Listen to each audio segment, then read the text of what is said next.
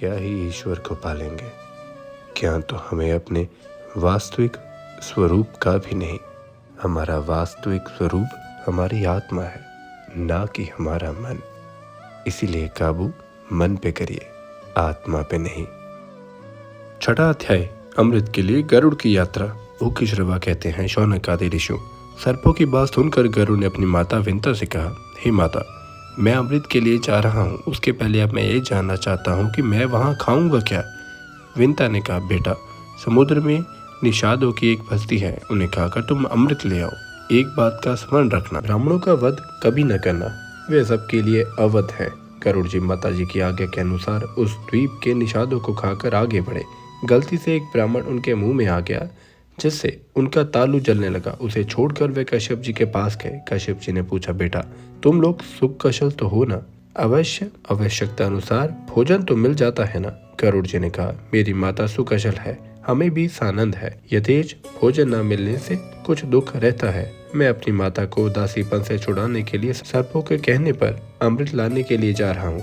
माता ने मुझे निषादों का भोजन करने के लिए कहा था, परंतु उसे मेरा पेट नहीं भरा। अब आप कोई ऐसी खाने की वस्तु बताइए जिसे खाकर मैं अमृत ला सकूं। कश्यप जी ने कहा, बेटा, यहाँ से थोड़ी दूर पर एक विश्व विख्यात सरोवर है, उसमें एक हाथी और एक कछुआ रहते हैं। वे दोनों पूर्व जन्म के भाई हैं, परंतु एक दूसरे के दुश्मन हैं। वे अब भी एक दूसरे से उलझे रहते हैं। अच्छा, उनका पूर्व जन्म की कथा सुनो। प्राचीन काल में वे भावसु नामक एक बड़े क्रोधी ऋषि थे। उनका छोटा भाई था बड़ा तपस्वी सुप्रतीक। सुप्रतीक अपने धन को बड़े भाई के साथ नहीं रखना चाहता था, वह नित्य बंटवारे के लिए कहा करता। फिर भावसु ने अपने छोटे भाई से कहा, सुप्रतीक, धन के मोह के कारण ही लोग उसका बंटवारा चाहते हैं और बंटवारा होने पर एक दूसरे से विरोधी हो जाते हैं। तब शत्रु भी उनका अलग अलग मित्र बन जाते हैं और भाई भाई में भेद डाल देते हैं। अलग अलग होने से तत्काल उनका अधपतन हो जाता है, क्योंकि एक दूसरे की मर्यादा का ध्यान नहीं रखते। इसी से सत्पुरुष भाइयों के अलगाव की बात को अच्छा नहीं मानते। जो लोग गुरु और शास्त्र के उपदेश पर ध्यान न देकर परस्पर एक दूसरे को संदेही दृष्टि से देखते हैं, उनके वश में रखना कठिन है। तू भेदभाव के कारण ही धन अलग करना चाहता है, इसीलिए जा, तुझे हाथी की योनि प्राप्त होगी। सुप्रतीक ने कहा, मैं हाथी होऊंगा तो तुम कछुए होगे। गरुड़ इस प्रकार दोनों भाई धन के लालच से एक दूसरे को शाप देकर हाथी और कछुआ हो गए हैं। यह पारस्परिक द्वेष का परिणाम है। वे दोनों विशालकाय जंतु अब भी आपस में लड़ते रहते हैं। हाथी 6 योजन ऊंचा और 12 योजन लंबा है। कछुआ 3 योजन ऊंचा और 10 योजन गोल है।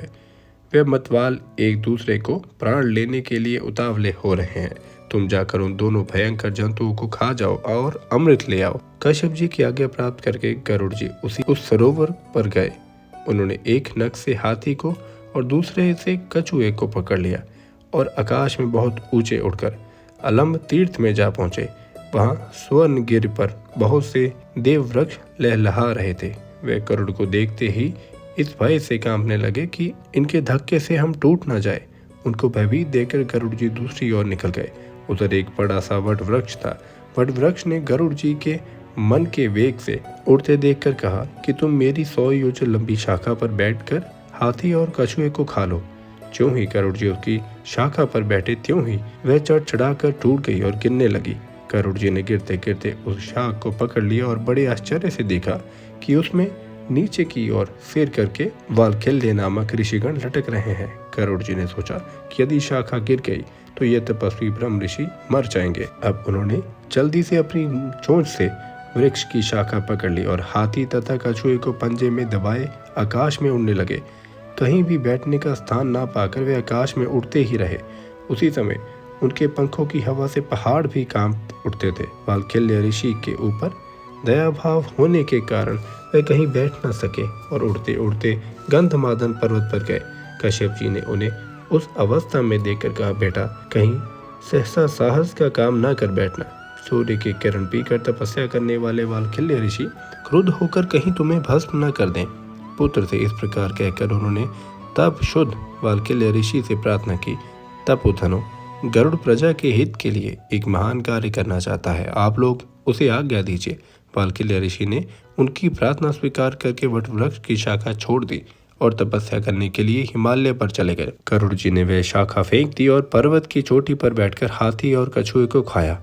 गरुड़ जी खा पीकर पर्वत की उस चोटी से ऊपर की ओर उड़े।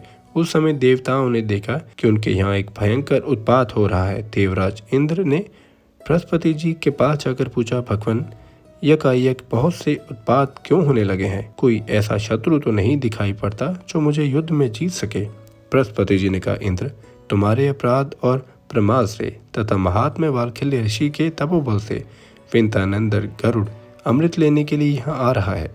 वह आकाश में स्वच्छंद विचरता तथा इच्छा अनुसार रूप धारण कर लेता है। वह अपनी शक्ति से असाध्य कार्यों को भी साध सकता है। अवश्य ही उसमें अमृत हर ले जाने की शक्ति है। बृहस्पति जी की यह बात सुनकर इंद्र अमृत के रक्षकों को सावधान करके कहने लगे, देखो, परम पराक्रमी पक्षीराज गरुड़ यहाँ से अमृत ले जाने के लिए आ रहे हैं। सचेत रहो, यह बलपूर्वक अमृत ना ले जाने पावे।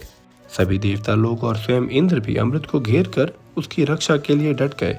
गरुड़ ने वहां पहुंचते ही पंखों की हवा से इतनी धूल उड़ाई कि देवता अंधे हो गए। वह धूल से ठग कर मूढ़ से बन गए। सभी रक्षक आंखें खराब होने से डर गए। वे एक क्षण तक गरुड़ को देख भी न सके। सारा स्वर्ग शुद्ध हो गया।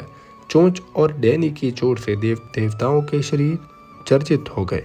इंद्र ने वायु को आज्ञा दी कि तुम यह धूल का पर्दा फाड़ दो, यह तुम्हारा कर्तव्य है। वायु ने वैसा ही किया। चारों ओर उजाला हो गया। देवता उन पर प्रहार करने लगे। गरुड़ ने उड़ते उड़ते ही गरज कर उनके प्रहार सह लिए और आकाश में उनसे भी ऊंचे पहुंच गए। देवताओं के शस्त्र शास्त्रों के प्रहार से गरुड़ तनिक भी विचलित नहीं हुए। इसके बाद गरुड़ आगे बढ़े।